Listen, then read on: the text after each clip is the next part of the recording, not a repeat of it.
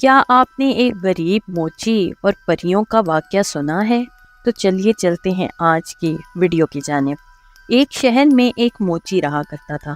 مکان کے اوپر والے حصے میں اس کی رہائش تھی، جبکہ نچلے حصے میں اس نے اپنی دکان قائم کر رکھی تھی۔ اسی دکان کے ایک کونے میں اس نے نئے جوتے بنانے کے اوزار رکھے ہوئے تھے۔ یہ اوزار ایک چھوٹی سی میز پر بڑے سلیقے سے رکھے ہوئے تھے۔ موچی دن رات خوب محنت کرتا، لیکن اس کے باوجود اسے اتنی آمدنی نہ ہوتی کہ وہ خوشحال زندگی گزار سکے۔ یہاں تک کہ ایک وقت ایسا بھی آیا جب موچی کی تمام جمع پونجی ختم ہونے کو تھی۔ اب موچی بہت پریشان ہوا اور سوچنے لگا اس مرتبہ بل ادا کرنے کے بعد اس کے پاس نئے جوتے بنانے کے لیے بھی رقم نہیں بچے گی۔ یہ خیال آتے ہی موچی کا دل کام سے اچاٹ ہو گیا۔ وہ جو جوتے بنا رہا تھا اس کا چمڑا وہیں پڑا چھوڑ کر اٹھا اور اپنی رہائش والے حصے کی طرف چلا گیا۔ کھانا کھا کر دونوں میاں بیوی اپنی تنگ دستی کا حل تلاش کرتے کرتے سو گئے۔ دوسرے روز صبح موچی ناشتے سے فارغ ہو کر اپنی دکان میں پہنچا تو بہت حیران ہوا، کیونکہ کل جو چمڑا اس نے جوتوں کے لیے کاٹ کر چھوڑا تھا اس کے جوتے تیار پڑے تھے، اور یہ جوتے اتنے خوبصورت تھے کہ موچی نے کبھی اتنے عمدہ جوتے نہیں بنائے تھے۔ موچی نے زور زور سے اپنی بیوی کو آوازیں دینی شروع کر دی۔ آوازیں سن کر اس کی بیوی دکان میں داخل ہوئی تو موچی نے پوچھا، کیا یہ اتنے خوبصورت جوتے تم نے بنائے ہیں؟ موچی کی بیوی نے کہا، نہیں، میں ایسے اچھے جوتے کیسے بنا سکتی ہوں؟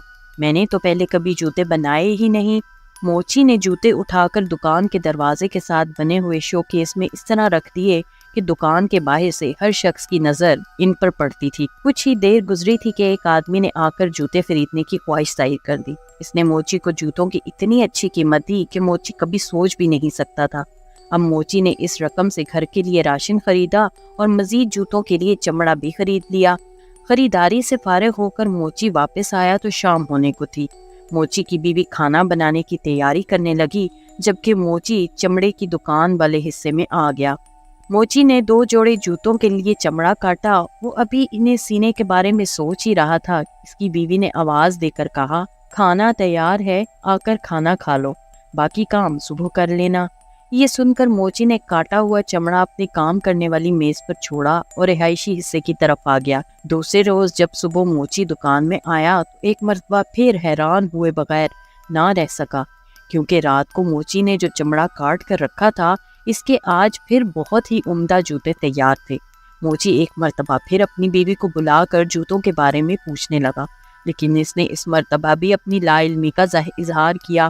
موچی نے جوتے اٹھا کر شوکیس میں رکھ دیے۔ تھوڑی ہی دیر بعد جوتے بک گئے۔ اب تو یہ روزانہ کا معمول بن گیا کہ موچی چمڑا کاٹ کر دکان میں رکھ دیتا اور صبح اسے جوتے تیار ملتے۔ دلچسپ بات یہ ہے کہ اتنی خوبصورتی کی وجہ سے کچھ ہی دیر بعد یہ جوتے فروخت ہو جاتے۔ موچی اور اس کی بیوی اب کافی خوشحال زندگی گزار رہے تھے۔ ایک دن موچی کی بیوی نے کہا، ہمیں معلوم تو کرنا چاہیے کہ رات کو کون ہمارے لیے جوتے بنا کر جاتا ہے۔ موچی نے کہا، آج رات کو ہم دکان کی نگرانی کریں گے اور دیکھیں گے کہ کون ایسا مہربان ہے جو روزانہ ہمارے لیے کام کرتا ہے۔ موچی اور اس کی بیوی شام ہوتے ہی کٹا ہوا چمڑا کام کرنے والی میز پر چھوڑ کر دکان میں رکھی ایک بڑی سی الماری کے اندر چھپ کر بیٹھ گئے اور تھوڑا سا دروازہ کھول کر دکان میں جھانکنے لگے۔ آدھی رات کے وقت آتش دان کی چمنی میں کچھ آوازیں آتی محسوس ہوئیں۔ تھوڑی دیر بعد انہوں نے دیکھا کہ 2 خوبصورت ننھی منی پریاں ہوا میں تیرتی ہوئی چمنی کے ذریعے دکان میں داخل ہوئیں اور کام کرنے والی میز کے پاس رکھے سٹول پر بیٹھ کر انہوں نے جوتے سینے کا کام شروع کر دیا۔ صبح ہونے سے کچھ دیر پہلے جوتے کے دونوں جوڑے تیار ہو چکے تھے۔ خوبصورت جوتے میز پر اسی طرح چھوڑ کر دونوں ننھی پریاں ہوا میں اڑتی ہوئی واپس چلی گئیں۔ موچی نے اپنی بیوی سے کہا، بہت دنوں سے یہ ننھی پریاں ہمارے اچھے اچھے جوتے بنا کر رکھ رہی ہیں، میرا خیال ہے کہ ہمیں بھی انہیں کوئی تحفہ دینا چاہیے۔ موچی کی بیوی بولی، دونوں پریاں ننگے پاؤں تھیں اور ان کے کپڑے بھی عام سے تھے، شاید انہیں ان کپڑوں میں سردی لگتی ہو، کیوں نہ میں ان دونوں کے لیے کپڑے سی دوں۔ موچی نے بھی بیوی کی ہاں میں ہاں ملائی۔ اس طرح دن میں موچی کی بیوی نے دونوں پریوں کے لیے بہترین گرم جیکٹیں تیار کر دی اور ساتھ ہی 2 جوڑے چھوٹے چھوٹے خوبصورت جرابوں کے بھی بنا دیے۔ دوسرے دن انہوں نے شام کے وقت کام کرنے کی میز پر بجائے جوتوں کے چمڑا کاٹ کر رکھنے کے دونوں ننھی منی پریوں کے لیے جیکٹ اور جرابوں کے گفٹ پیک تیار کر کے رکھ دیے اور الماری میں چھپ کر پریوں کا انتظار کرنے لگے۔